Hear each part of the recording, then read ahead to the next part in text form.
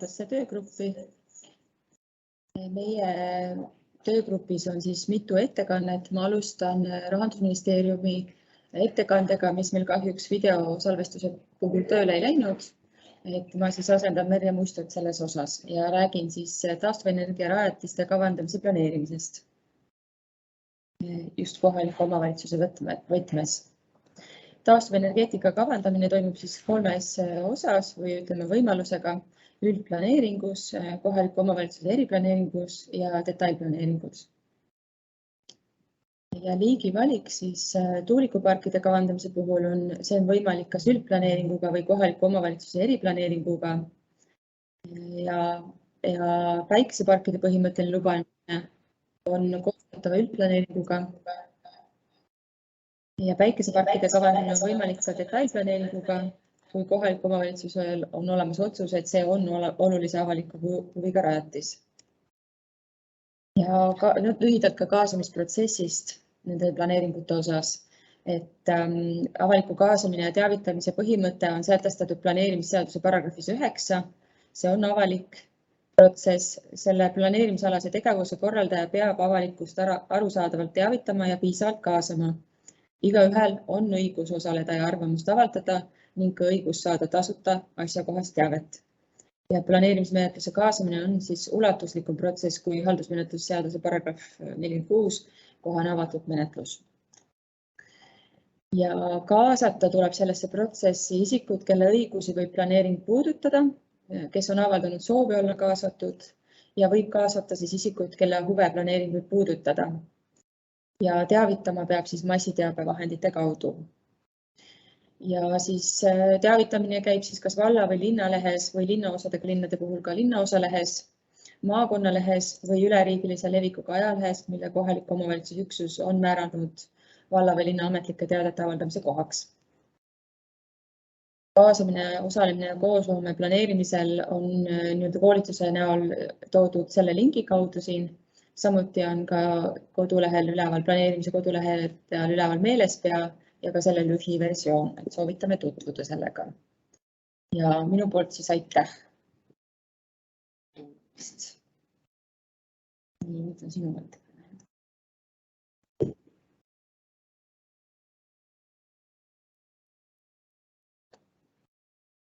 Nii ja järgmiseks teeb väikse ettekande siis Eva-Ingrid Rõõm KIK-ist. Panen tema ekraaniga jagamisele kohe.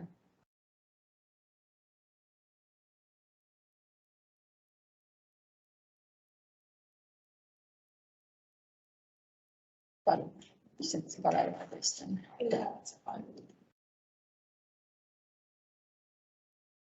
Nii, siis on seal. Video peab teistpidi. Mis jooksis ümber midagi?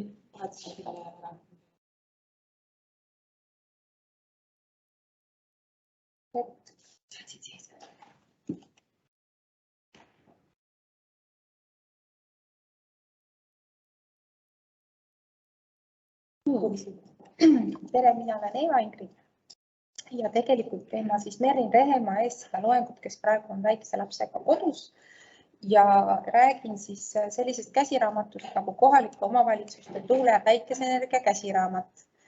Et kas mind on kuulda? Jah, ma loodan. Jah, keegi ütles jah, aitäh. Et see käsiraamat avaldati eelmisel aastal ja sellest oli ka avamisüritus, aga nagu ma aru saan, siis seda salvestust praegu kahjuks kättesaadaval kujul kuskil ei ole.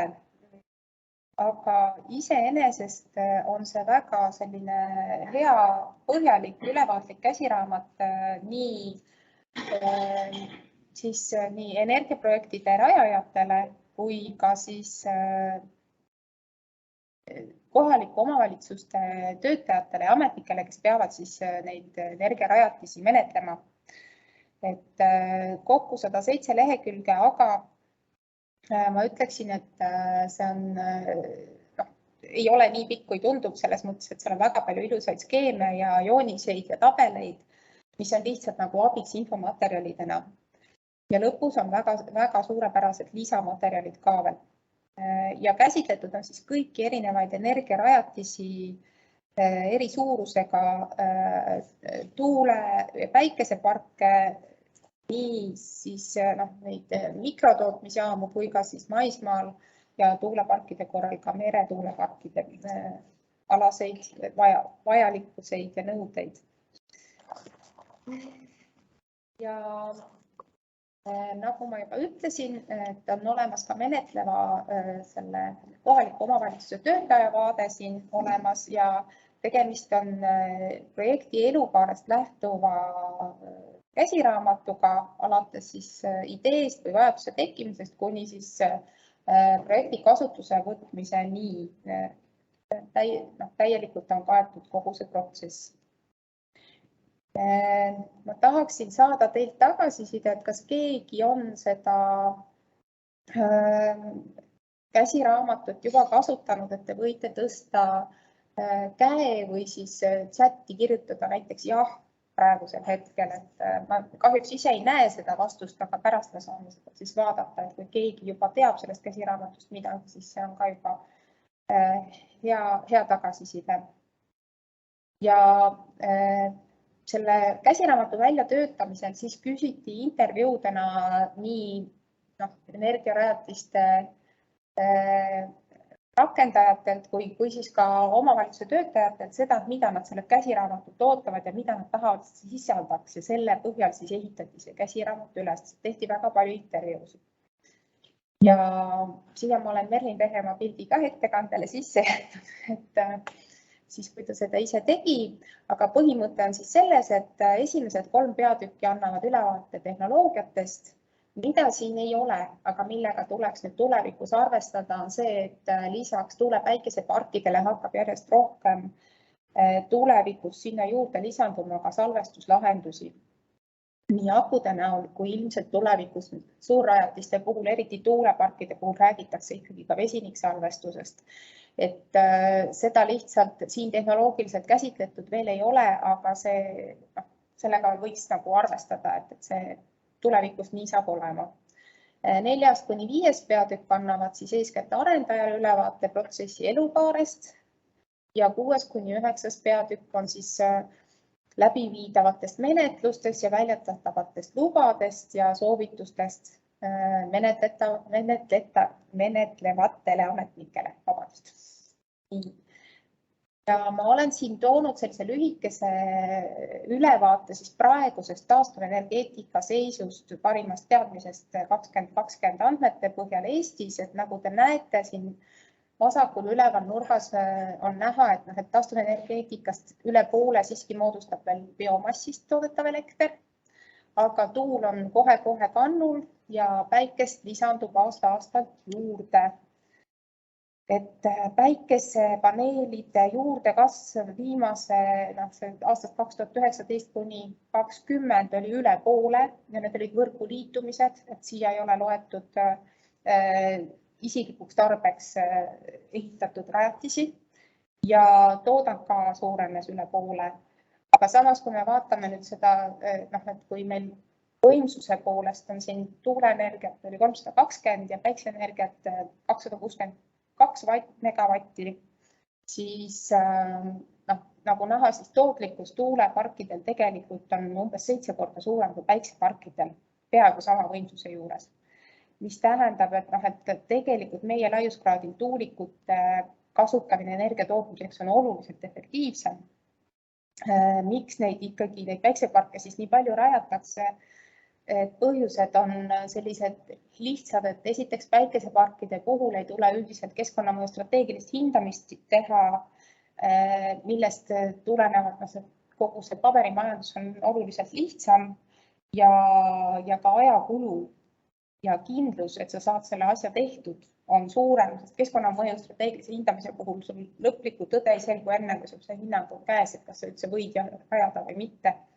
Et ilmselt see on põhjus, miks päikseparke ikkagi nii palju soovitakse rajada.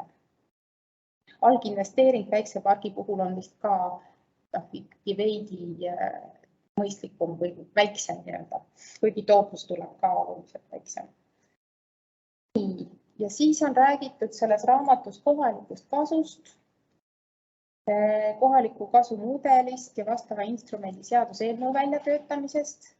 Et praegusel hetkel, nii palju kui mina tean veel seda kohaliku kasu talumistasu seadust ei ole siis veel päris vastu võetud, aga ta peaks kohe-kohe saama vastu võetud, et siin on siis ära reguleeritud see talumistasu tuulikute puhul nii maismaal kui meretuuleparkides ja seda ilmselt te olete juba kursis, et kohalikud omavalitsused, kui suur see tasu on, ja et umbes kuni pool sellest tuleb siis läheduses elavatele isikutele laiali jagada.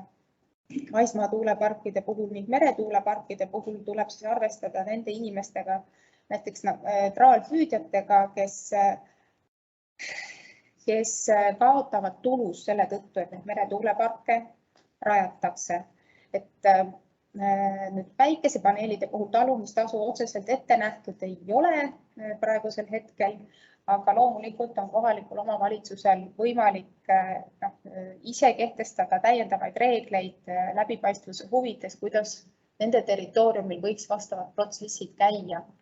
Et kui arendaja tuleb, siis ta teaks ette, et sellel kohalikul omavalitsusel on juba ette teada, et ta tahab selliseid ja selliseid tingimusi kehtestada.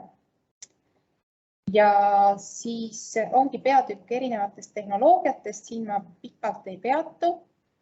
On ära toodud võrdlus, mis on erinev ruumivajadus, mis on elusloodusele mõju, mis on müra ja missuguseid teisi aspekte peab arvestama.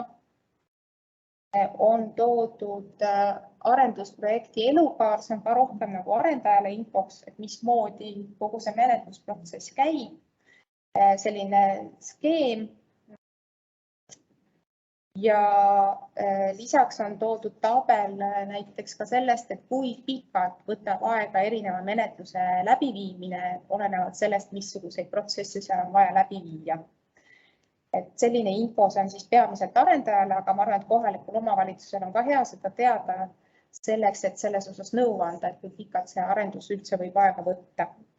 Nii, asukoha valiku osas soovitan vaadata just seda peatükki 5.4, et millega tuleb siis asukoha valiku puhul arvestada, et kust need nõuded tulevad, et on olemas õigusaktid, on olemas planeeringud, millega peab arvestama ja lisaks siis kindlasti ka võrku ühendamise võimalused, mille osas võiks kohalikus omavalitsuses tegelikult ju see info ikkagi ka olemas olla, et kui suur see võimekus on, kuhu saab liituda, et seda saab võrguettevõttega täpsustada, et millal üldse on liitumisvõimsusi juurde tulemas ja mis need plaanid on, kuhu veel üldse saab taastuvenergia rajatisi rajada.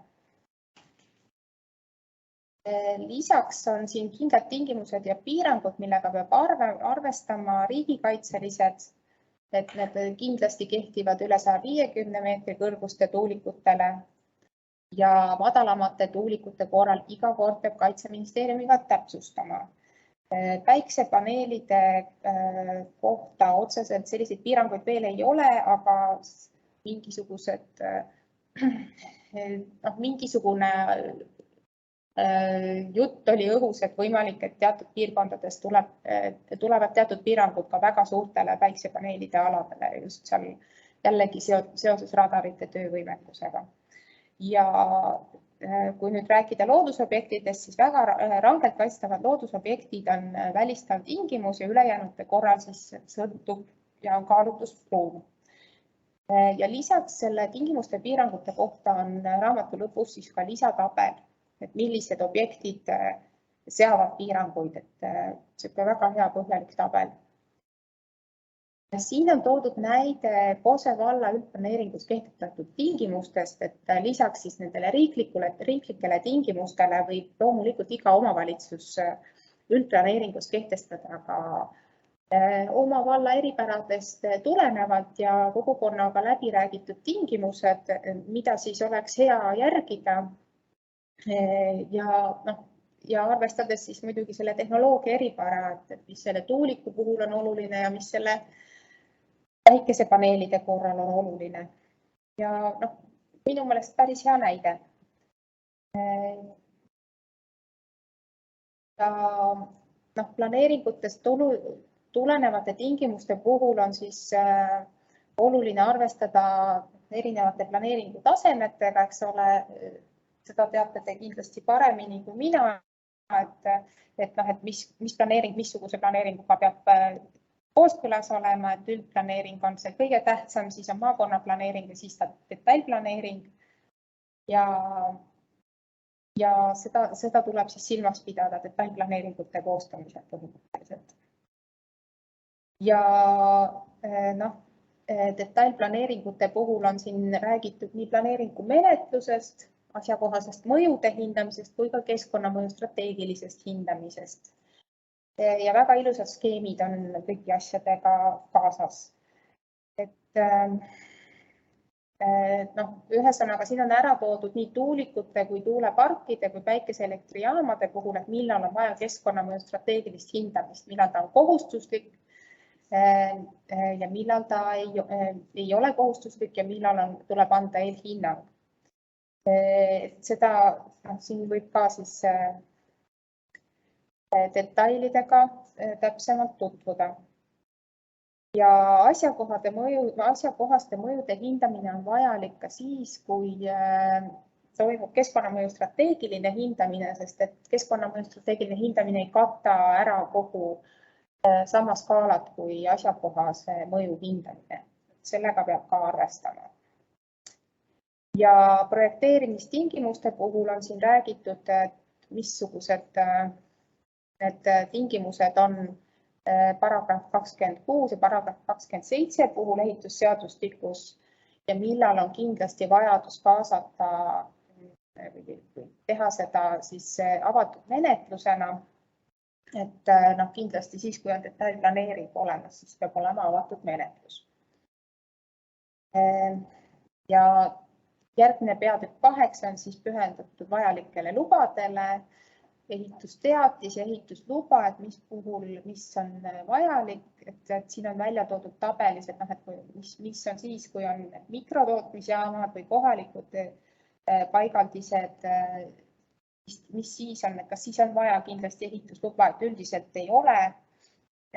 Ja siis suurte energiatootmisüksuste korral siis on kindlasti vaja ka ehitusluba ja muid lube ja avaliku veekogu ehitamise korral on siis hoonestusluba ja keskkonnaluba ka veel vaja. Ja kasutusele võtmine, et siin on peatükk 9, siis räägib nii kasutusteatisest kui kasutusloast, võrguga liitumisest ja tegevusloast. Kõik need protsessi eri etapid on siin väga ilusti läbi käidud. Ja täiendavate lisamaterjalidena on siis toodud, lisa 1 on finantsplaneerimine ja toetused. Toetuste osas on meil siin ka väikene eraldi ettekanne, mis tuleb teile lisamaterjalina kaasa Energiatalgude koduleheküljele, kuna ta juba seal esimeses töötoas ka oli meil sellest loeng, siis me täna seda loenguna siin ei hakka lugema, aga slaidid on olemas. Finantsplaneerimise kohta väga ilusad mudelid olid seal tõesti, et arendajale väga hea abimaterjal, kuidas hinnata oma projekti kasumlikkust. Lisaks kogukonna energeetikast väga hea peatükk viidetega, kust saada lisamaterjale. Lisad 3–5 on siis erinevad keskkonnamõjude leevendusmeetmed ja väga hea on see lisa 7, kus ongi siis ülevaade kitsendusi põhjendavatest objektidest. Nii, ja edasi tuleb selline küsitlus. Aivi saatis teile Formsi lingi, kuhu te võiksite nüüd klikata. See on teil vestlusaknas, kui te vaatate üleval pealkirjas on chat või tekstivestlus. Siis sealt, kui te selle lahti võtate, siis seal on üks link ja sinna lähete, siis seal ootavad teid need küsimused. Üks küsimus, mis oleksid minu ootused omavalitsusele, kui tahaksin rajada taastuvenergia rajatise? et kindlasti te kõik olete sellest mõelnud kohaliku omavalitsuse seisukohast lähtuvalt, aga kui te nüüd vaataksite seda nii-öelda planeerija seisukohast või siis ka väike mikrotootja seisukohast, et mis oleksid teie ootused, missugust abi, nõu, infot tahaksite saada kohalikult omavalitsuselt, et me oleksime väga tänulikud, kui te kõik vastaksite vähemalt ühe, aga veel parem kui 3 märksõnaga. Võite ka pikemalt lahti seletada, et saate tekstilise vastuse kirjutada sinna. Nii, kas on vastuseid juba tulemas? Üks vastus on juba tulemas. Kas ma ise saan ka minna sinna? Ei saa. Vastuseid sa ei saa, saad ainult vastata küsimusele. Ma saan ainult vastata küsimusele. Kas sa saad jagada seda? Ma saan jagada, kui sa jagamise ära. Ma lõpetan jagamise ära ja Aivi näitab teile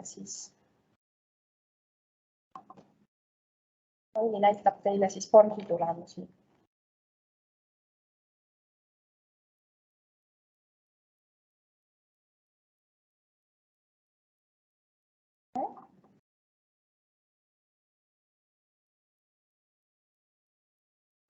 Kas sa näed sealt ka?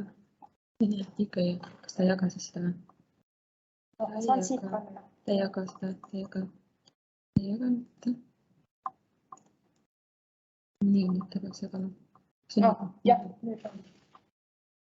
Tagas. 3 vastust.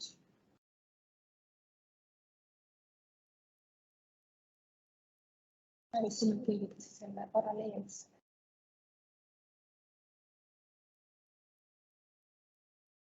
Nii, praegu on tulnud juhend vastusena, kuidas samm-sammult liikuda ja kiire menetlus, väga head märksõnad. Siis on tulnud enam-vähem umbes sama asjatundlikku juhendamist samm-sammu haaval, kuidas ma tegema pean. Kiire ja sujuv protsess, vähe bürokraatiat, selge raamistik, väga head märksõnad kõik.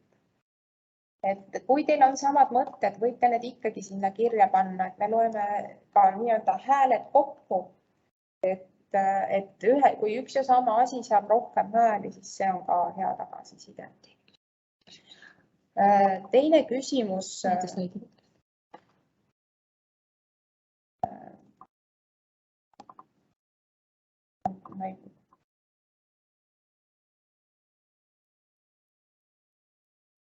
Küsimus.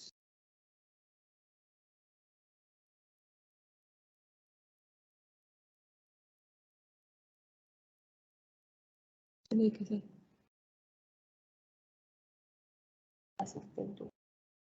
Nii, kus peaksid kajastuma kõik vajalikud tingimused? Nüüd on 4 küsimust korraga. Siin on küsimusi 4. Nüüd sa mõtled küsimused järjest, pane kõik järjest ette. Ma panen järjest küsimused ette ja viimasena, kuidas oleks tagatud kogu? Need on kõik seal olemas. Et saate järjest vastata küsimustele omas tempos. Kuidas meil ajaga on? Aega kuni kella 12:20. Kell on 31. Et me saame panna samal ajal järgmise ettekande käima. Kas see salvestus on siin olemas? Selle kinni. Pane. See sama. Ei ole? On. Jah, see on see meie oma. Kuidas see jagame? Ma ei tea, kas mul see Teamsi lähedestus on pandud. Nii. Üks hetk. Pean selle jagama ka panema. Nii.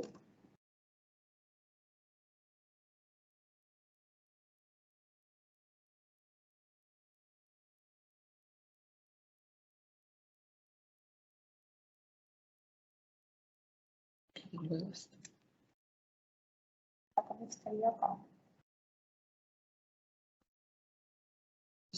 Teist ei tule lihtsalt sama.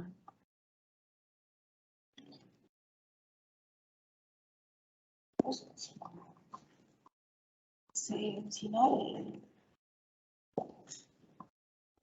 Oli kuulda. Paralleelselt ekraanid on see praegu.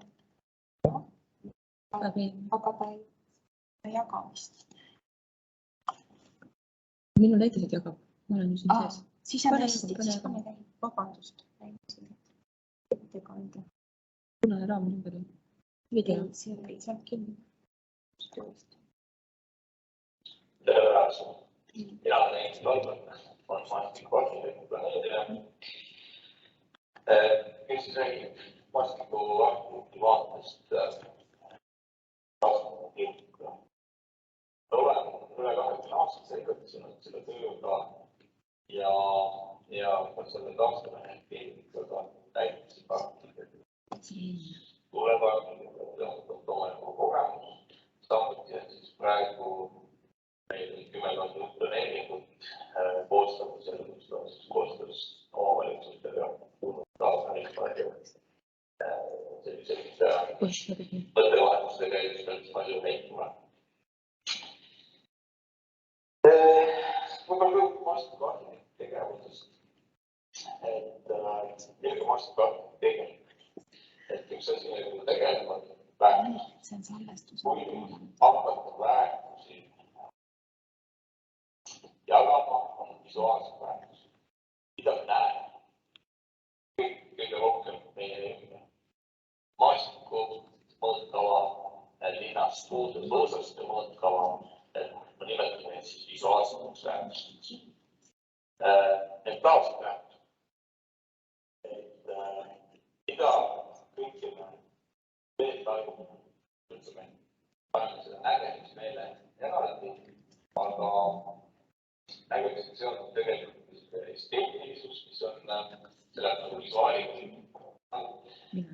Aga meil on veel suurimad ajaloolised väärtused, paigad, nii-öelda paigavaimud, identiteetiväärtus, mida üks või teine asi meile tähendab. Ja on ka looduslikud väärtused, puud, linnud, niidud, kõik selline. Et ka see on siis maastikuarhitekti selline mängumaa. Nüüd, kui me võtame teistpidi, et õigusi, millega siis tegelikult osa maastikuarhitekte tegelikult planeeringutega, seda planeeringutes erinevates staadiumites, osa tegeleb projektidega, osa tegeleb erinevate hoolduskavadega, kaitsekorralduskavadega, siia alla võib panna igasugused ekspertiisid, arvamused ja nii edasi. Ja mõned siis tegelevad kas kõikide nendega või mitmes valdkonnas koos. Enne kui ma neid väärtusi nii-öelda ise oma peas paika panin, siis võiksin siia kõrvale ka väärtuslike maastike metoodika, kus siis ongi tegelikult ka 5 aastat nendest väärtused ära toodud, mida me maastike puhul hindame, et ei saa tegelikult alati öelda moodi, et igal maastikul peab jääda see nii nagu oli see 100 aastat tagasi või täna, et mõnel maastikul võib olla mingisugune teistsugune väärtus, mitte niivõrd selline ajalooline postmarki väärtus. Väärtused maastikeerib. Tulles energeetika juurde, siis palju slaidi pealkirjaks, mida me hoiame ja kus tuleb nii. Et riiklikul tasemel paika pandud looduskaitsealused objektid on muinsuskaitsealused objektid. Kui me nüüd võtame kohalikku omavalitsust ja võiksin sisse just üldplaneeringut, mida enamuses kohtades koostatakse, mõnes kohas on juba valmis, siis on need samad väärtuslikud maastikud, tulevad suuresti kõige maakonnaplaneeringutes, on roheline võrdlus, on väärtustatud põllumajandusmaad, kohaliku kaitse objektid, milline määratakse ja tegelikult ka erinevad objektid, mida siis üldplaneeringutega kavatavad.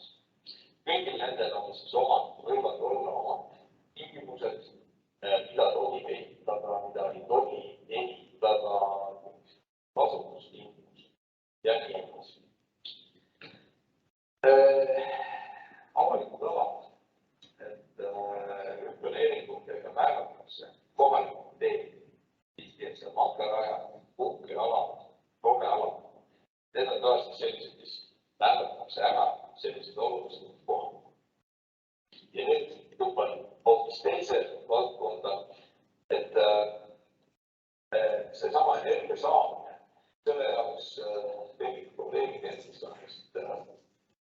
pool aastat tagasi ühe sellise kaardi, et kui nad panid Eestimaa peale, siis erinevad sellised kaitseid, sealhulgas siis ka, ütleme, mingisugused alad, mingisugustest objektidest, elukeetmekaartselt, tulenevad kinnitust, siis tekkis meil selline roosa Eesti, kus on mõned laigutised, kuhu annaks kava. Jah, see tuulikutest lähtuvalt.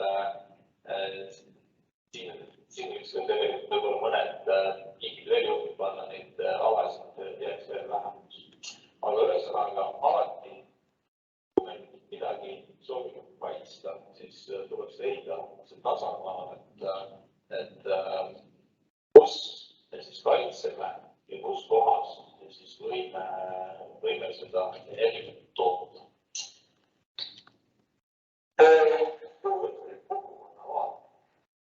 Mida kogukond soovib? Tema koduõigus oleks jõus, see oleks vaikne, see oleks turvaline. Soovitakse ka, et see võimaldaks äraelamist. Mis äraelamine on?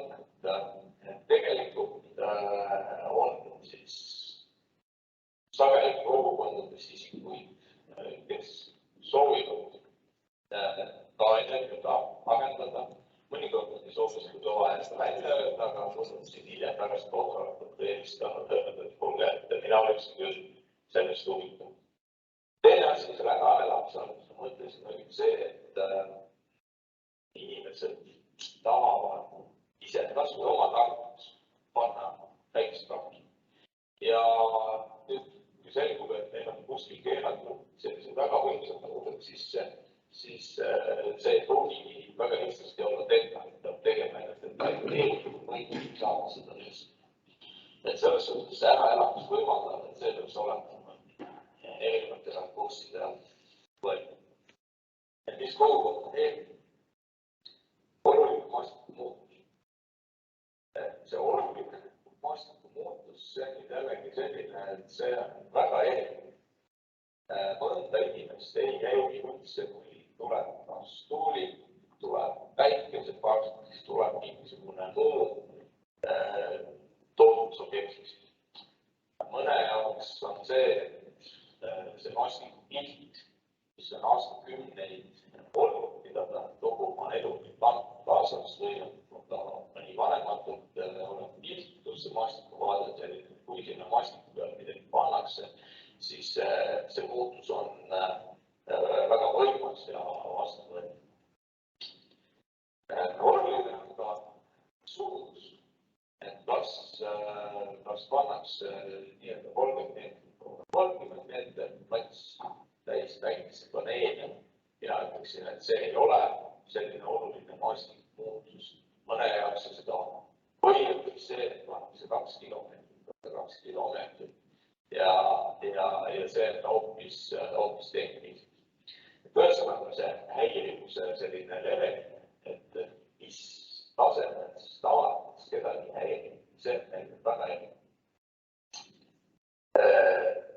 Kogukonda häirivad lisanduvad müra ja vibratsioon. Et olen palju puutud kogu sellega, kus siis soovitakse teha tuleparki, öeldakse, 80 meetri kauguselt majapidamistest on nõuetekohane müratase. Selle peale siis vastab kohaliku kogukonna esindaja, mis nõuetekohane müratase, nõuetekohane maale elama, me tahame, et meil oleks vaiksem. see on võib-olla kõige suurem selline diskussioon selle kõlaga seotud. Lisaks on siis palju arutelusid inflatsiooni kohta, keskkonnahindajad ütlevad, et on ka selgeks tehtud, kus maakavas inflatsioon ära kadunud. Skeptikud siis arvavad teistmoodi või ei tunne seda uus. Vaat see ökoloogilised uuskud on see, et on teadmatus, siis mida see lisanud endale kaasa toob, kuna seda ei teata hinnad, siis tihtipeale see tekitab sellist häiringu. Häiringu see, et kui on väike kasusaajate liin, võib-olla see, et kasusaajad ei ole üldse koha peal, et kuskil kaugelt investeeritakse, tulevad siia suured päikesepargid, suured tuulikud ja kohalikud ei saa kasu või siis saavad kasu ainult väga konkreetselt mõni majapidamine, mis on lähemuses. Kogu aeg see, kui need nõuded on liiga leiged või kui need nõuded on liiga pakkunud. Seesama, et ühest küljest võib keelame kõik ära ja siis paneme enda maa peale mõne tootmisseadme ja siis selgub, et nõuded on nii kaugeks keelatud, et neid tootmisseadmeid ei saa kõik maakonna. Ökoleeringuga saab kõik nõuded paika, saab panna hindatavalt objekti suurusele, kui ka siis hindatavalt objekti asukohale, näiteks saab siis välistada väärtuslikumad aastad. Kui on juba see, et ökoleeringu valmis, siis tegelikult saab teha ka demoplaneeringu, millega paika panna. Minu arvates on see kõige sellisel demokraatlikum protsess, mismoodi siis neid tingimusi näeb. Kui me võtame elutingimus on meil hästi palju kasutatav sõna praegu, seda mõistetakse ka veidi erinev. Amalislik suurus, looduslik keskkond. Siis loomad soovivad vabalt liikuda. Nad tahavad, et neil ei oleks ühtegi takistust aeda, et ei oleks ühtegi lava või tegelikult seadet, mille vastu nad tegelikult võivad lennata, ennast igastada või suhtes. Mõned liigid vajavad vaikselt tugevast keskkonda, on see siis pulmamähkudeks, autmiseks, muidu olemiseks. Soovitakse ka mitmekesist toiduvahunda, et sealhulgas räägime just sellest elurikkusest ja liikide vähenemisest, siis väga palju kodukaid vähenenud, kelle jaoks on oluliselt lihtsalt taimed, mis kataksid siis võrgustikuna kogu maa. Ma ei olnud siin siis taimeliigi esindajad, et kui me tahame seda rikast toidulauda, siis on ka taimeliigi esindajad meil tegelikult selles elurikkuses siis loodusel tavaliselt määratud tingimusest energiarajatiste ehitamiseks, siis me peaksime minu arvates lähtuma nendest välja loodusel. Alati saab minna sügavuti, aga võib-olla ei ole vaja minna sügavuti. Et mis siis on need võtmeti tegevused, on see, et me ei tee tohutu suuri alade sulgemisi, et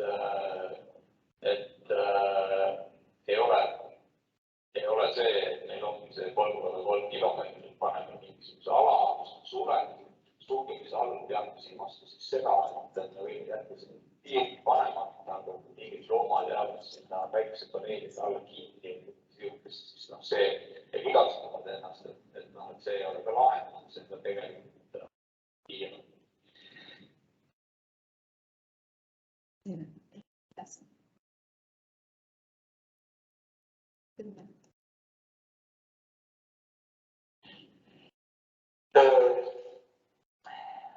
Kokkuvõttavalt 20 täis. Tänases Eestis on otsustatud õiglaselt kohalikule omavalitsusele, seda just eriti läbi üldplaneeringu protsessi. Ideaalis määramas tingimused, kus kuhu ja mida ehitada tohib. Tingimuste tasakaal, kui palju keelata, kui palju lubada, see tuleks välja töötada siis selle töö käigus. Tasakaalustamisel tuleb võimaldada ehitamine, samal ajal kui kaitsta väärtust, et meil ei saa panna kõik kirja tabelisse meetritena, et kui lähedal või kui kaugel midagi saab olla. Et ongi see, et puudub selline kvantitatiivne norm, esteetikaga seoses on alati subjektiivne, kvalitatiivne otsus, et üks võib arvata veidike ühtemoodi, teine võib arvata veidike teist. Julgustan väga kasutama analoogiat ja kollektiivset otsustamist. Analoogiat on pean siis silmas seda, et vaatate kuskil ringi, see päikesepank on mõistlikus mõttavases, mõistlikus suurusega, vot selline võiks olla ja saame minna autofotole selle ära mõõta, mis suurus see on. Ja kollektiivne otsustamine, et mitu pead on ikkagi mitu pead, et saada paremalt. Ja tänud ära kuulamast ja edukat päeva jätku. Aitäh!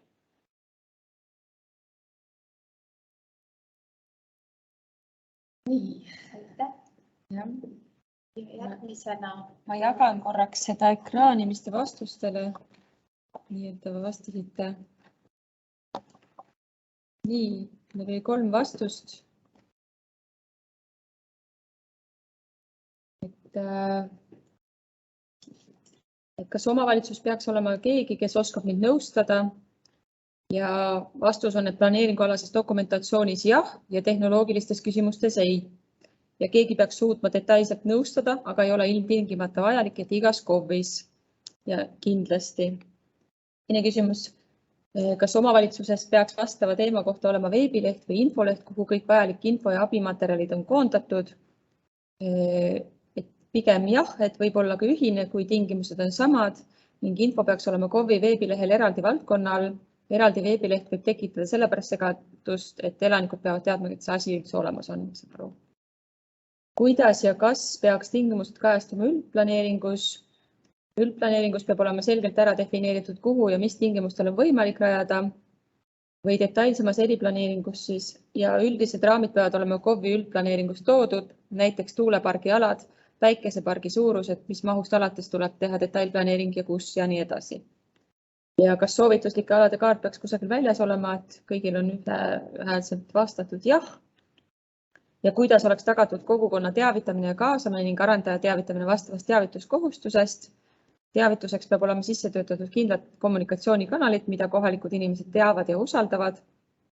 Ja KOV peab tagama, et need kanalid töötavad läbi kohaliku omavalitsuse. Ja kogukonna teavitamine läbi linna veebilehe ja linnalehe, näiteks raamatukogu arendajapoolse teavituskohustuse täitmise osas saab kontrolli teha kohalik omavalitsus.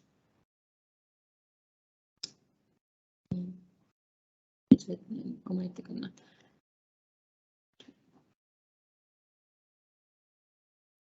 Edasi järgmine pool ettekannetest käsitlenud siis keskkonnahoidlikke riigihankeid.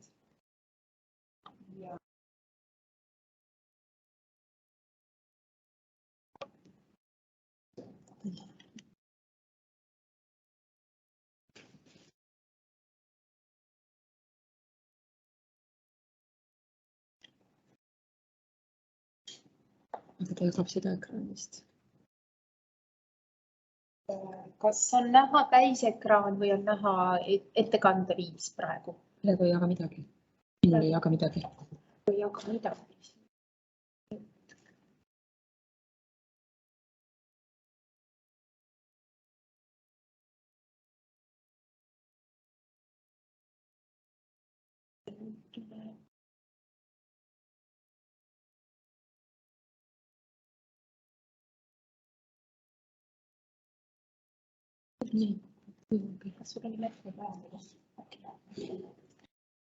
Tere, minu nimi on Karen Silts, mina olen Keskkonnaministeeriumi keskkonnakorraldusosakonna peaspetsialist ja annan teile täna ülevaate keskkonnahoidlikest riigihangetest.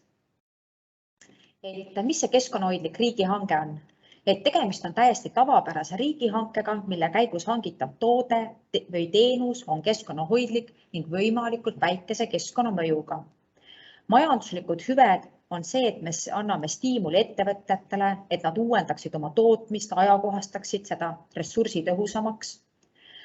toome turule keskkonnasõbralikud tooted, teenused ja majanduslikult on ka lõppkokkuvõttes see soodsam, odavam, kui on võetud arvesse kogu toote olelusringi maksumus ja viidud läbi kogu toote olelusringi hindamine. Sotsiaalsed tervislikud hüved on see, et otseselt või kaudselt paraneb inimese elukvaliteet ja tõuseb ka kindlasti keskkonnateadlikkus toodetest ja teenustest. Ja keskkonnahüved on see, et me saame realiseerida oma keskkonnalaseid eesmärke ja samamoodi ka suureneb keskkonnateadlikkus erinevatest keskkonnasõbralikest toodetest ja teenustest. Ja kindlasti on ka tegelikult poliitilised hüved. Avalik sektor eestvedajana saab realiseerida oma eesmärke, keskkonnahoiu eesmärke ja saab samas ka suunata keskkonnasõbralikku tootmist ja tarbimist. Milline on siis see tavaline versus keskkonnasõbralik toode? Keskkonnasõbralik toode on toode, kus on võetud arvesse kogu toote olelusring ja viidud läbi ka toote olelusringi maksumus. Mis tähendab seda, et seal on kasutatud võimalikult minimaalselt või optimaalselt erinevaid ressursse, seal on kasutatud ohutumaid materjale, ohutumaid aineid, see on parandatav või siis need jupid osad on asendatavad. Ja kui toode jõuab eluea lõppjärku, siis on need materjalid uuesti ringlusse võetavad, et need materjalid ei ole omavahel segatud. Ja näiteks, kui me räägimegi keskkonnasõbralikust tootest, siis see võib olla näiteks energiatõhus pesumasin, külmkapp A++, või siis üldse hoopiski A, B energiaklassi hoone, maja.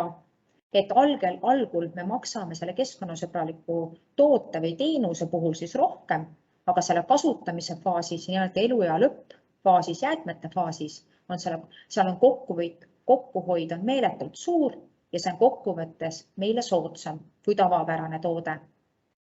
Et näiteks kodumasinate puhul, et tõesti me tahamegi seda energiatõhusat masinat, keskkonnasõbralikku, siis kasutamise faasis me võidame juba näiteks elektri pealt, pesumasina puhul siis vee pealt, et ta on meile soodsam.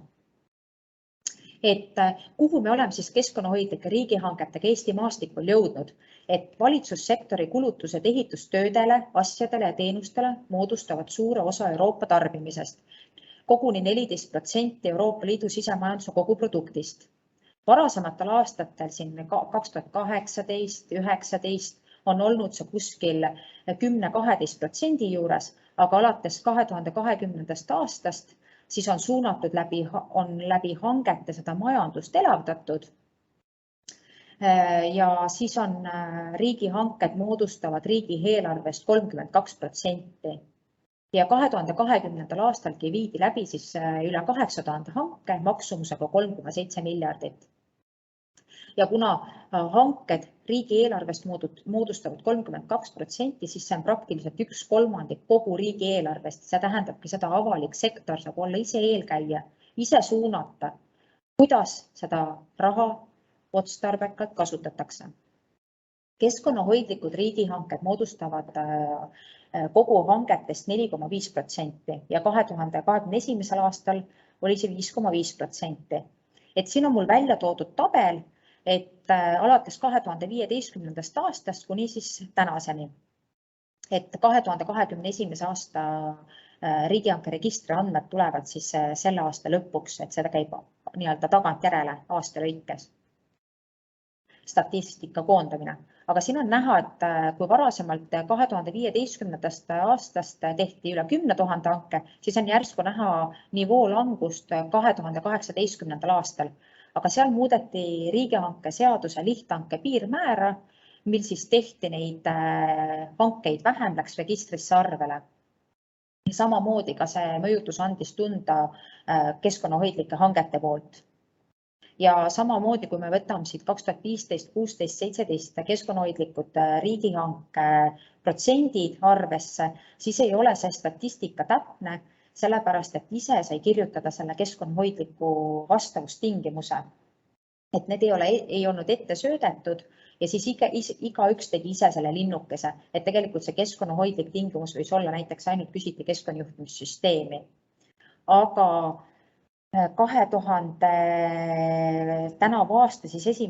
jaanuarist hakkas kehtima 4 kategooria puhul keskkonnaministri määrus number 35, kus siis tuleb hankida 4 kategooria puhul tooteid, teenuseid keskkonnahoidlikult, milleks on siis mööbel, puhastustooted, teenused, kontori-IT-seadmed, koopiajoonestuspaber. Ja mida siis avalik sektor saab ise ära teha? Olla ise eestvedajad. Kui meie hangime ministeeriumid, allasutused, kohalikud omavalitsused, keskkonnasõbralikke tooteid ja teenuseid, siis me muudame seejärel ettevõtjate suhtumist. Ettevõtjad hakkavad meil neid tooteid turul pakkuma ja lõpuks on ka erasektor tuleb neid hankima ja tarbima, mis omakorda mõjutab siis tavatarbijat, et tavatarbija saab ka neid keskkonnasõbralikke tooteid ja teenuseid mõistliku hinnaga tarbida ja need keskkonnasõbralikud tooted muutuvad lõpuks turul normiks ja suurema keskkonnamõjuga tooted tõrjutakse turult välja. Keskkonnahoidlikud kriteeriumid on välja töötatud 3 kategoorias, võiks nii kokku võtta, et kõigepealt on Euroopa Komisjoni poolt välja töötatud keskkonnahoidlikud kriteeriumid, siis on rahvuslikud kriteeriumid, et iga riik saab ise luua endale kategooriate põhiselt keskkonnahoidlikud kriteeriumid või siis, kui ei ole neid olemas, siis saab ise välja töötada juhendmaterjalid valdkonnapõhiselt. Euroopa Liidu tasandil on keskkonnahoidlikke kriteeriume välja töötatud juba 2011. aastast. Hetkel on olemas 20 toote- ja teenusgrupi kriteeriumid ja kriteeriumid põhinevad siis toote-teenuse elutsüklil. See tähendab, et on võetud arvesse kogu tooteoleluse ning life cycle assessment. Need põhinevad Euroopa Liidu ökomärgise kriteeriumitel, huvigruppidelt pärineval informatsioonil ning on vastavuses Euroopa Liidu riigihangete direktiiviga, mis tähendabki seda, et need on ühtsed kogu Euroopale ja seeläbi on ka mõju turul pakutavale palju suurem ja tekib vähem vaidlusi. Siin on nüüd välja toodud kõik keskkonnahoidlike riigihangete toote- ja teenusrühmade kriteeriumid, mida on siis 20 tükki. Need on olemas kõik Keskkonnaministeeriumi keskkonnahoidlike riigihangete veebilehel üleval, mis on lingitavad ja nende kriteeriumite, valdkonna kriteeriumitega saab sealt siis jooksvalt tutvuda. Siniseks on tehtud kõik 5 kategooriat, mis on tegelikult kohustuslikud. Rohelised on need, mis oleksid nii-öelda järgmised prioriteetsed 5 kategooriat. Maanteetransport on samamoodi sinisena välja toodud siin, sellepärast et alates 2011. aastast oli tegelikult avalikul sektoril kohustus hankida keskkonnahoidlikke maanteesõidukeid, aga hetkel ehk siis 2019. aastal tuli Euroopa Parlamendi ja Nõukogu direktiiv välja keskkonnasõbralike energiatõhusate maanteesõidukite edendamise kohta, mis tähendas seda, et kaotas kehtivuse Eestis keskkonnasõbralike maanteesõidukite määrus ja hetkel on siis uus keskkonnasõbralike maanteesõidukite määrus ministeeriumist välja saadetud kooskõlastamise ringile. Aga selle uue määruse üks põhifookus ongi, et milliseid sõidukeid millises ulatuses peab hankima siis. Kergsõidukite puhul tuleb vähemalt täita ära minimaalprotsent 23,1 ehk siis autosid tuleb, see on autode hankimise minimaalprotsent, siis veokite puhul on see 7 ja busside puhul 31. Me ei räägi siin ainult sõidukite väljaostmises, vaid siin peame silmas ka renditeenust. Siin on ära välja toodud nüüd põhilised keskkonnamõjud tooteolelusringi jooksul, et kasvuhoonegaaside, õhusaaste ainete heide, mis tuleneb energiatarbimisest kasutusetapis, siis tekib energiakandjate tarneahelas, keskkonnamõju, mis on tekkinud elektrisõidukite akude tootmise ajal ja müraemissioon, mille tekitavad sõiduk ja rehvid nende kasutamise etapis. Ja millised on siis need keskkonnahoidliku riigihangete kriteeriumid? Et seal on CO2 heite piirnormid, lämmastikoksiidide piirnormid, siis on kriteeriumid, mis käsitlevad rehvide veeretakistust, elektrisõidukite ja väikeste tarbesõidukite energiatõhusust, kriteeriumid, mis käsitlevad akude garantiisid ja kriteeriumid, mis käsitlevad sõidukite ja rehvide mürataset. Ja oluline on ka alati see, et kui ostetakse teenusena, et siis oleks personal piisavalt pädev ja ka uue personali lisandumisel toimuks koolitamine. Nüüd on tulemas oluline muudatus. Kui 1.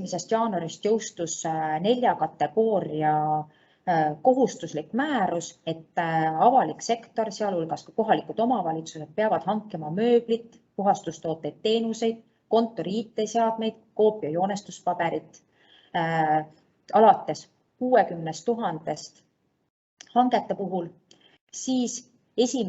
juunist 2022 on nõutud kohustuslikud ka lihthanke menetluses.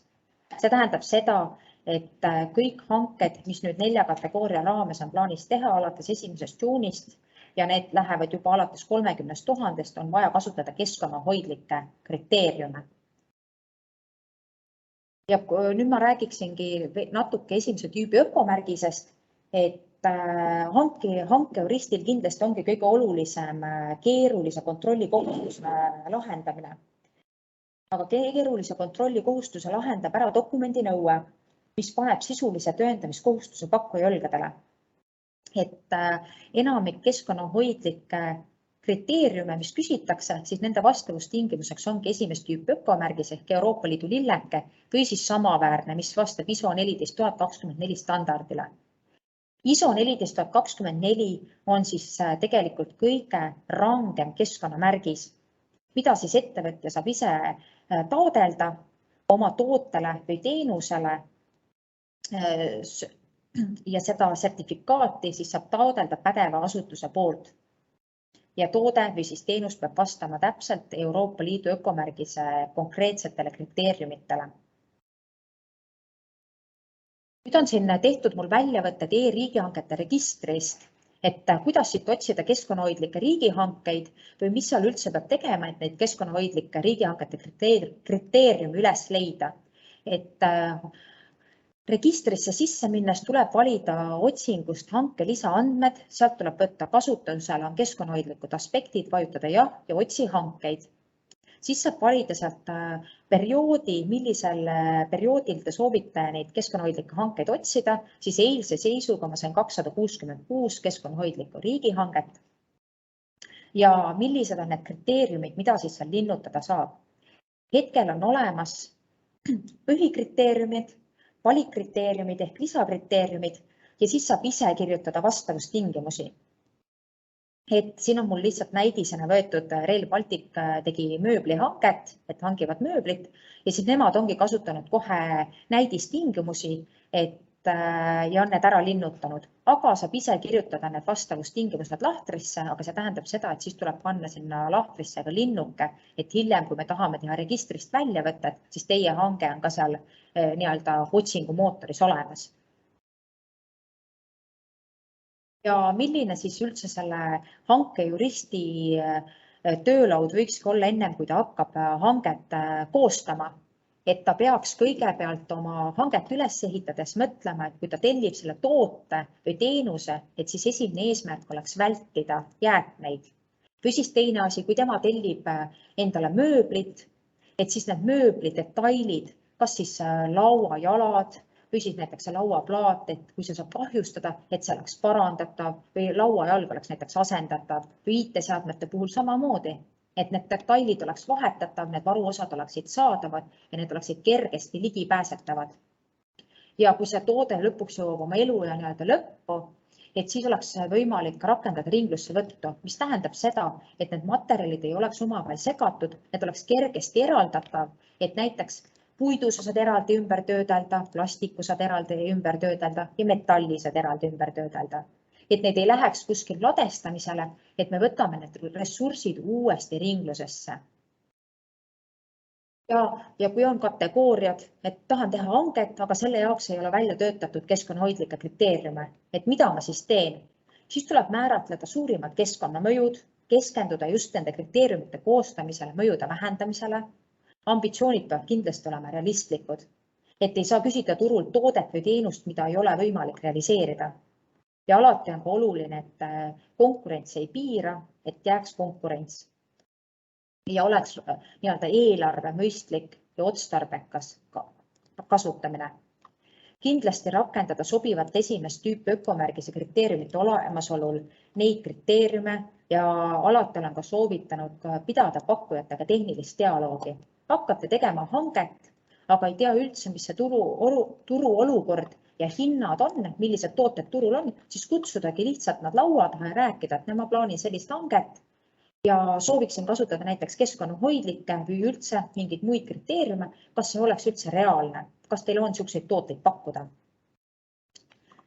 Nii, ja millised on siis järgmised prioriteetsed kategooriad? Enne ma näitasin teile 20 kategooriat, siis SEI Tallinn viis 2020 aastal läbi keskkonnahoidlike riigihangete analüüsi, kus siis toodi välja 5 soovituslikku kategooriat. Esimene oli maanteetransport, teevalgustus, foorid olid teine valdkond, 3. oli kujutise reprodutseerimise seadmed, 4. sanitaartehnilised kraanitarvikud ja 5. WC-potid, pissuaarid.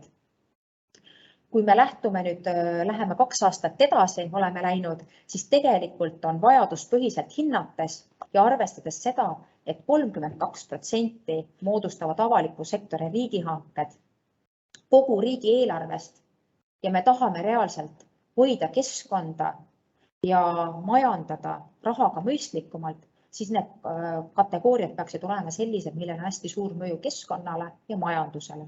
Seega leiame, et prioriteetsed kategooriad võiksid olla hoopiski tekstiiltooted ja teenused, kontorihoonete ehitamine, teede projekteerimine, ehitamine, toidukaubad, teenused, müügiautomaadid ja elektrienergia. Ja kui täna on siin energeetikapäev, siis räägime elektrienergia hankimisest ka, et Euroopa Komisjoni tasandil on olemas ka elektrienergia hankimiseks erinevad keskkonnahoidlikud kriteeriumid ja selline kõige lihtsamakoelisem näide oleks siis, et peamised keskkonnamõjud, mis tekivad, on kasvuhoonegaasidest ja muudest heitgaasidest tekib fossiilkütustest elektrienergia tootmise tagajärjel. Suur osa tekib siis. Ja samas ka kasvab elektrinõudlus ja ammenduvad taastumatud loodusvarad. Taastumatel energiaallikatel põhinev soojus ja elektrienergia koostootmisel on vaid piiratud mõju CO2 heite vähendamisele. Ja keskkonnahoiu poole pealt siis, et me peame ise kriteeriumitena sisse kirjutama taastuvenergia osakaalu, et küsida siis taastuvelektrit, olgu see siis päikeseenergia, tuuleenergia või siis hoopis vesinikuenergia. Et siin saab olla ise innovaatiline ja samamoodi pidada tehnilist dialoogi pakkujatega. Vabandust, kas Vaara nüüd küsida ka? Ja ikka võib. Ma olin käsi püsti. Ma ei tea, võib-olla see tuleb siis, kui me energeetikast juba räägime. Mina olen Kristjan MKM-ist ise ja küsiks nagu seda, et mulle nagu üldmuljes kõik sümpatiseerib, olen ise tööstusökoloog ja ütleme nii, et nende keskkonnasõbralike hangete osas olen nagu väga positiivne. Aga kui ma aru saan, nagu mille vastu me oleme nagu põrkanud nii riigi tasandil kui ka nüüd arutelude käigus, on siiski see, et kui me hakkame taastuvenergiat ostma ja kuidas öelda, piirama ikkagi mingil hetkel, et siis me lõpuks piirame ja siis see piiramine ei ole vaata kooskõlas, nagu sa siin kirjutasid, on kirjutatud, et on võrdne kohtlemine. Aga milline see innovaatiline lahendus siis saab olla näiteks, kui me tahame tõeliselt olla esiteks keskkonnasõbralik, kogukonnapõhine, mida ka Euroopa Liidu direktiivid ütlevad, et kogukonna energeetikat tuleb nagu arendada, mis tähendab seda, et seda tuleb nagu soosida.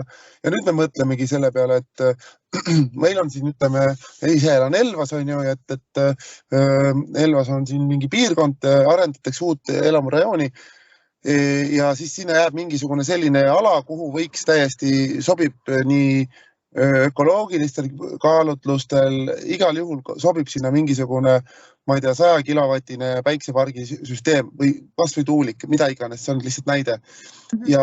Aga me tahaks nagu seda, et see piirkonna elanikud oleksid nagu seal osanikud, ehk me räägimegi nendest kogukonna energeetika mudelitest. See tähendab aga seda, et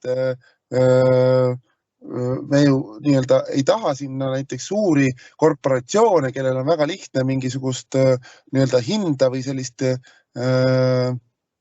kriteeriumid ületada, et Eesti Energia või on seal mingi Sandli või vahet ole, kes need suured ettevõtted on. Neil on nagu see kompetents olemas ja neil on muidugi huvitav nagu sellise projekti nagu oma pakkumist teha hanke kontekstis. Aga nüüd, kui me tahame siis kõiki neid olla innovaatiline ja väga hea, siis milliste vahenditega või kuidas on võimalik siis nagu piirata seda osa, et me tahame saada taastuvatel energiaallikatel tegelikult ka seda roheenergiat, mitte siis nii-öelda läbi võrgu päritolutunnistuste kaudu. Näiteks selle koha pealt. No just, et see on kohapealne tootmine, ka see salvestus ja et see on nagu nii-öelda päris hea lahendus.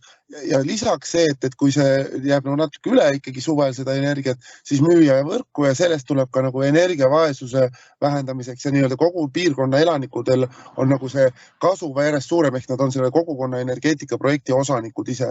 Aga selleks, et seda näiteks riigimaale või siis nagu kohaliku omavalitsuse maale nagu anda, selleks tuleks nagu mingi hange koostada võib-olla, et kes siis selle pakkumise teeb ja siis tuleb seal piirata, et kuule, sorry, suured korporatsioonid, et see on nüüd mõeldud selle kogukonna energeetika arendamiseks on ju, ja nii on. Aga mina olen aru saanud, et päris selliselt piirata nagu ei lubata. Jah, et te olete õigesti aru saanud, et seda ei saa teha, et suurkorporatsioonid osale ei saa. Võrdne kohtlemine siis riigihanke seadusest paragrahv 3, et kedagi ei tohi eelistada. Aga siin läheb ju vastuolu, siis tekib see, eks see küsimuse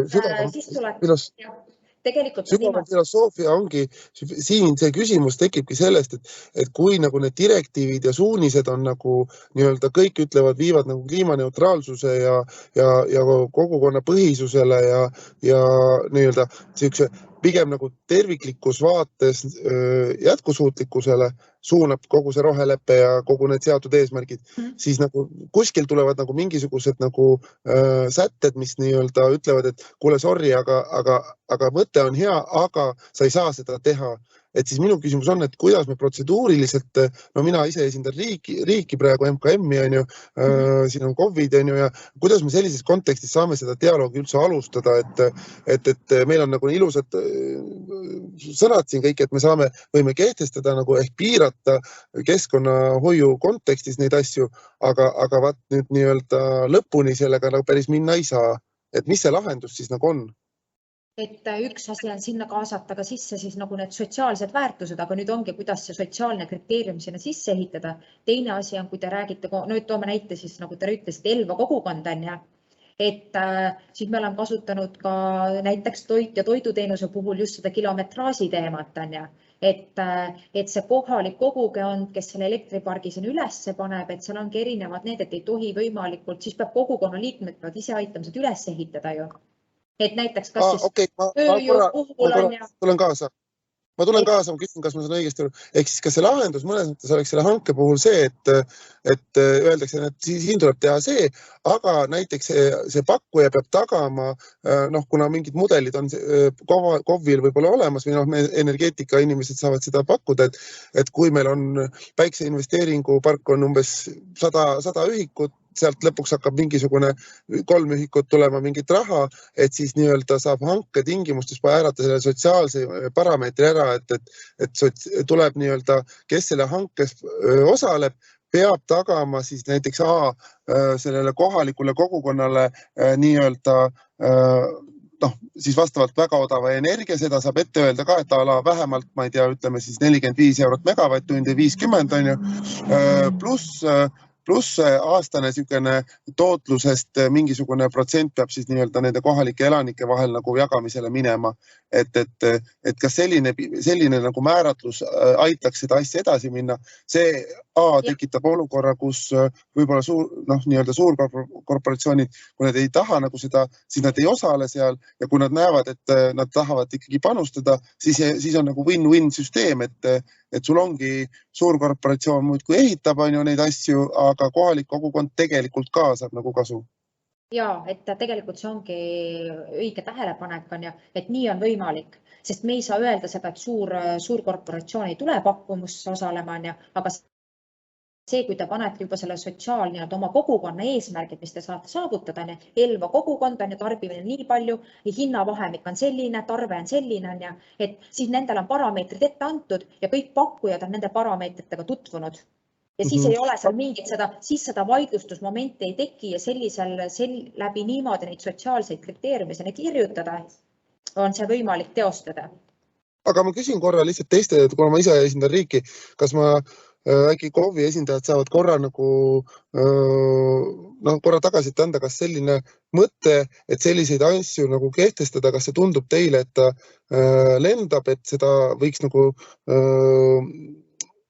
võtta järgmises kuskil, meil on nii või naa kogukonna energeetika teemadel nii-öelda ümarlauad, et kas see teema nüüd oleks see, millega saab KOV-idele tekitada sellist head, kuidas öelda, taustamudelit, et näete sellised tingimused, et kas need tunduvad loogilised, ma ei tea, kas Pille oskab siin öelda või kes on selle kogukonna energeetikaga võib-olla natuke kokku puutunud, et kas see mõte KOV-i poolt vaadates tundub realistlik, mis ma välja tõin? Jah. Ja nüüd ma võtan, Kristjan, ma võtan ühe küsimuse veel vahele ka, et meil aeg läheb edasi, et muidu ei jätku lõpuni. Et siin on küsitud ka, kas sõidukite müra tegelik kontroll ka toimub näiteks tehnilisel ülevaatlusel või liikluses tänavatel või vähene mürane osa keskkonnahoius. Et on küll, et tegelikult need rehvide disainis peab olema juba see, et kuidas ta hõõrdub vastu pinnast, et need katsed on läbi viidud, et need rehvid peavad vastama, jah. Et need heite piirnormid ja kõik need autotööstused, nemad peavad olema nendest tingimustest teadlikud ja neid ei tohigi teedele tulla, siis mis tekitab rohkem liigset seda müra ja detsibelle, siis, et see on juba nendesse raamidesse paika pandud. Nii, ja siis mis on Keskkonnaministeeriumi edasised tegevused, ongi see, et mai lõpuks, juuni alguseks me tahame saada keskkonnaministri määruse 35 rakendamise juhendmaterjali valmis, et see oleks siis kõikidele avaliku sektori asutustele, erasektoril kättesaadav, et kõik need 4 kategooria kriteeriumid on seal ära toodud, miks neid kriteeriume on vajalik kasutada ja kuidas neid kasutada. Ja siis uued prioriteetsed kategooriad on vaja lukku saada ja siis läheme edasi ümarlaudadega nii tootjate, pakkujate kui ka hankijatega. Ja plaanis on moodustada keskkonnahoidlike riigihangete rakkerühm. Ja aitäh teile kuulamast. Siin on eraldi veel materjalid, mis on kõik lingitavad ja hiljem leitavad. Tänan. Nii, me anname nüüd ettekandeks sõna Kristin Pillele. Kristin, kas oled olemas, Kristin? Ja olen täitsa olemas, et ma jagaks siis oma ekraani Teamsi vahendusel. Ja, ütlen siis ära ka, et kella 1-ni on meil plaanitud tegelikult lõunapaus, et kes ei saa praegu jätkata, et siis vabandust, jah, et see ettekanne on ka siis salvestusena pärast järel vaadata, aga et kellel on võimalus, siis ma ikkagi soovitan vaadata seda. Nii, jõudu. Ja aitäh, Aivi. Et tere, minu nimi on Kristin Pille ning täna räägin ma siis ka põgusalt teile keskkonnahoidlikest riigihangetest ja nende kriteeriumitest ning ka ühest põnevast projektist ringmajanduse võimekuse tõstmine, millega ma ka lähemalt seotud olen. Nagu ka Karen eelnevalt mainis, siis keskkonnahoidlik riigihangete korraldamine on muutumas üha populaarsemaks, et suur tõus oli 2017, kuid me näeme, et 2020 see langes kuni 2020-ndani, aga miks see siis oli nii? Et sellepärast, et metoodika muutus, kuid nüüd, kuna see metoodika muutus on tekkinud, siis võime öelda, et keskkonnahoidlike hangete läbiviimise arv on täpsem kui varasematel aastatel, mil siis hanke keskkonnahoidlikkuse sai määratleda täiendava selgituseta. Keskkonnahoidlike siis riigihangete läbiviimisel on mitmeid kasutegureid, nii majanduslikke, sotsiaalseid kui ka keskkonnahoidvaid. Et avalik sektor on suur teerajaja, kelle tarbimine mõjutab erasektorit. Et rakendades erinevaid keskkonnatehnoloogiaid, pakkudes keskkonnahoidlikke tooteid või teenuseid, muutub siis turg keskkonnahoidlikumaks. 2021. aastal umbes siis suve hakul andis siis keskkonnaminister välja määruse, mis sätestab hankelepingu esemeks olevate toodete ja teenuste keskkonnahoidlikud kriteeriumid ja nende kohta siis riigihanke alusdokumentides kehtestatavad tingimused, millega kehtestati kohustuslikud keskkonnahoidlikud kriteeriumid 4 tootegrupile, milleks on mööbel, puhastustooted ja teenused, kontori IT-seadmed ning koopia ja joonestuspaberi soetamiseks. Määrus jõustus 1. jaanuarist 2022, mille järgselt ootaks siis keskkonnahoidlike riigihangete osakaalu jõudsat tõusu. Määrus kohaldatakse avaliku sektori ja võrgustikusektori hankijatele, et samuti kohaldub siis üle riigihanke piirmäära jäävatele hangetele, kuid on ka erandeid, et määrust ei rakendata, kui asju ostetakse või teenuseid tellitakse Eesti Vabariigi välisesindustele või asjade ost või teenuste tellimine on seotud siis riigi julgeoleku kaalutlustel või riigisaladustega siis. Et määrus on kõigile leitav Riigi Teatajas, kuid ma toon näiteks ka mõned kohustuslikud kriteeriumid koopia ja joonestuspaberi puhul, et mida see määrus endas üldse kujutab. Et hankijal on siis kohustus kasutada kohustuslikke kriteeriumid, mis on välja toodud määruse lisas. Et esimene kohustuslik on neist, et hangitaval tootel peab olema väljastatud Euroopa Liidu ökomärgis või muu samaväärne, et näiteks Põhjamaade luigemärk või Saksamaa ökomärgis sinine ingel. Et teiseks kohustuseks on sätestatud, et tselluloosi tootmiseks ette nähtud esmane puidukiud peab pärinema seaduslikust allikast. Kuna sageli ei ole siis turul saadaval olev paber valmistatud 100% paberijäätmetest ega 100% esmasest puidukiust, vaid siis koosneb mõlemast, mistõttu ei ole siis hankelepingu esemena nimetatud esmasest puidukiust valmistatud paberit, vaid esmase puidukiu baasil valmistatud paberit. Selline nagu sõnakõlks või sõnade mäng, aga siis andes võimaluse kasutada paberijäätmeid. Selle kriteeriumile nõuetele vastavust tõendavad näiteks erinevad puidukiu valmimisloo sertifikaadid, et PVC, mis siis toetab ka jätkusuutlikku metsamajandamist. Et puidu päritolu võib ka siis tõendada kehtestatud jälgimissüsteemi abil, mis on vabatahtlikud ning sageli siis isa ja emasi juhtimissüsteemi osana, mis on ka 3. kriteerium, et justkui kõik on omavahel seotud. Lisaks on toodud siis võimalus kasutada valikkriteeriumid ning hankijal on võimalik keskkonnamõju veelgi vähendada ja näiteks ise sõnastada mõni keskkonnahoidlik kriteerium, et valikkriteeriumite loetelu määruses siis ei ole ammendav, et sa võid ise mõelda midagi välja, aga üheks väljapakutavaks on toodud selline kriteerium, et kontoriseadmetes kasutatava paberi sobivuse tagamiseks tuleb siis hankijale kvaliteedi kontrollimise eesmärgil esitada vastava toote näidis. Näiteks kui valge on see paber, et see sõltub tavaliselt eelistusest, et võiks olla selline valikkriteerium. Kui see jutt nüüd hirmutas korralikult ära, siis olge mureta, sest projekti siis ringmajanduse võimekuse tõstmise raames on üheks tegevuseks toetada keskkonnahoidlike riigihangete edendamist riigis ning luua toetavaid juhendmaterjale hankijatele. Et lühidalt ka projektist, et projekt on ellu kutsutud toetamaks Keskkonnaministeeriumi, aitamaks välja töötada riigile parim võimalik ringmajanduse arengudokument. Samuti siis viime läbi erinevaid ametnike ja avalikkuse teadlikkuse suurendamiseks suunatud tegevusi. Näiteks plaanis on teha koolitusprogramm õpetajatele, samuti külastada KOV-e ning kaardistada ära nende ringmajanduse võimekus ning korraldada üks vahva koolidevaheline ringmajanduse temaatiline võistlus. Et lisaks viime läbi siis erinevaid kommunikatsioonitegevusi ja plaanis on korraldada ka 2 rahvusvaheliste ringmajanduse konverentsi. Et oma projekti tegevustega sooviksimegi siis aidata kaasa inimeste tarbimiskäitumise muutmisele. Et rahastus tuleb Euroopa Majanduspiirkonna finantsmehhanismi programmi kliimamuutuste leevendamine ja nende kohanemine 3. vooru raames. Et projekti viib ellu Keskkonnaagentuur, et projektitiimis olen siis mina ja Kaili Simberg projektijuht. Et koordineerib Keskkonnaministeerium ning programmi operaatoriks on KIK. Et kuna tegemist on Euroopa Majanduspiirkonna finantsmehhanismi projektiga, siis on oluline, et meil oleks projektipartner, kelleks siis osutus Sintef Manufacturing AS, kes on Norra suurim ringmajanduse teema siis eestvedajatest.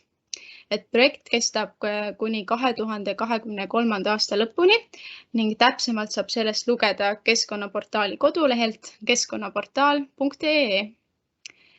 Nagu ma eelnevalt mainisin, siis projekti raames on valmimas kirjalik juhendmaterjal, kuid hetkel on siis läbi viidud 3 infopäeva, kus me siis tutvustame kohustuslikke keskkonnahoidlikke kriteeriumeid ja nende kasutamist riigihangetest. Et viimased 2 infopäeva on siis toimunud märts ja mai, kus me siis oleme tutvustanud tootegruppidele spetsiifilisi kriteeriumeid, näiteks IT-seadmed ja puhastustooted, kus siis arutelus osalesid ka turuosalised, et mistõttu on neid arutelusid veelgi põnevam ja asjalikum nagu jälgida ning need salvestised on leitavad YouTube'is kui ka siis hetkel Keskkonnaministeeriumi kodulehel. Hetkel on siis välja töötatud 5 keskkonnahoidlikku kriteeriumid, kuid 2023. aasta lõpuks on projekti toel välja töötatud 10 kohustuslikku keskkonnahoidlikku kriteeriumi ning millised aga need olema saavad, et seda saab juba hiljem Kareni ettekandest uuesti vaadata. Aga kokkuvõtlikult, et keskkonnahoidlik riigihange on vaid üks moodus, kuidas kogu ühiskonna mõju keskkonnale vähendada. Aitäh!